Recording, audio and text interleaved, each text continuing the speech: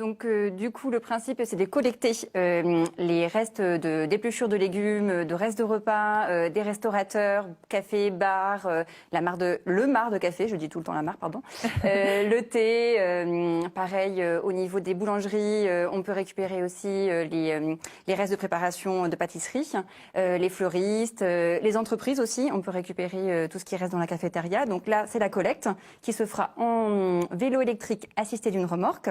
Nous, c'est important la mobilité douce et le circuit court. Donc, on va avoir notre zone de compostage dans les 3 à 5 km de notre gisement des biodéchets. On va en faire du compost et on le revalorisera pour le redonner et refertiliser les sols de Rennes. Voilà, la collecte dans les commerces rennais, notamment les restaurateurs par exemple. On va voir des images d'ailleurs de votre premier passage ce matin pour déposer les bacs chez un restaurateur. Alors c'est une super idée. On se dit que comment cette idée n'a pas émergé plus tôt. Vous avez eu des exemples en France, vous avez été piocher des idées ailleurs? Oui, tout à fait. On n'est pas à l'initiative de cette idée. Elle existe déjà dans d'autres villes, notamment à Nantes, qui n'est pas très loin d'ici. Depuis 5 ans, on retrouve la tricyclerie qui offre ce type de service, mais aussi dans d'autres villes, à Paris, à Lyon, à Amiens, à Valence. On est allé d'ailleurs visiter certains partenaires pour voir comment ça se passe et pouvoir mettre un petit peu à notre sauce ici sur Rennes. Avant de vous lancer justement dans ce projet. Et on va d'ailleurs écouter ce restaurateur rennais qui fait partie donc des commerces qui participent déjà à ce projet. Écoutez.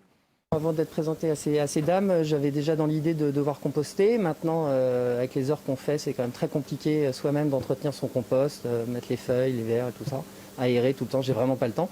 Et puis également, je n'aurais pas trop su quoi faire de mon compost. Je suis en appartement, donc j'ai pas de potager. Et elles sont arrivées à point nommé pour trouver la solution idéale à pouvoir composter ça et à ce que ça parte ensuite en engrais. Voilà, donc vous allez collecter ce compost, le valoriser, le revendre ou le redistribuer à qui? À des maraîchers, c'est ça, C'est ça. De la région rennaise? Voilà, on est du coup notre zone de compostage est au sein d'un secteur d'agriculture urbaine à Rennes, au niveau de la Prévallée. Donc il y a beaucoup de jardins partagés et aussi des agriculteurs des acteurs de l'agriculture urbaine, comme le jardin des Mille Pas, Permagraine, qui du coup pourraient être intéressés, qui ont besoin en fait au sein de la permaculture. C'est important, le compost, c'est un engrais, un amendement pour le sol et aussi un support de culture. Donc c'est des choses qui sont intéressantes pour le territoire. Vous commencez avec quelques commerces, vous espérez évidemment que ça prenne de l'ampleur, c'est le but en fait, c'est vraiment d'étendre Rennes du compost dans toute la ville.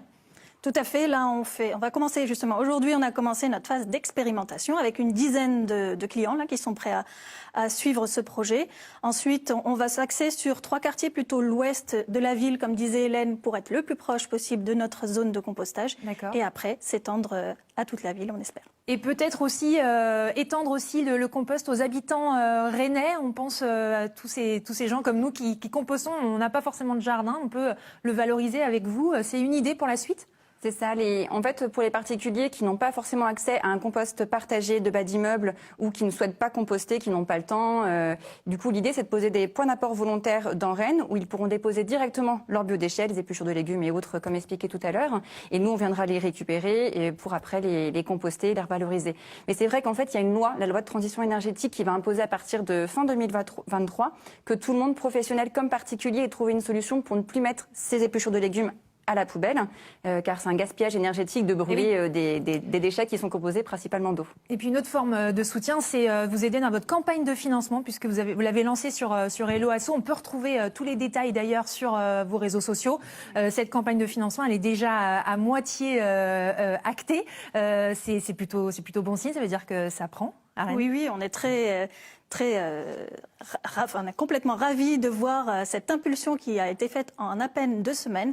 Il nous reste quand même 28 jours là pour atteindre notre objectif, pour pouvoir mettre en place tous nos projets, les outils nécessaires, développer aussi la sensibilité aussi, parce qu'on veut mettre en place des ateliers pour accompagner les particuliers autour de ce changement de pratique. Merci beaucoup d'être venu nous présenter donc Rennes du compost qui vient donc de se lancer tout juste aujourd'hui.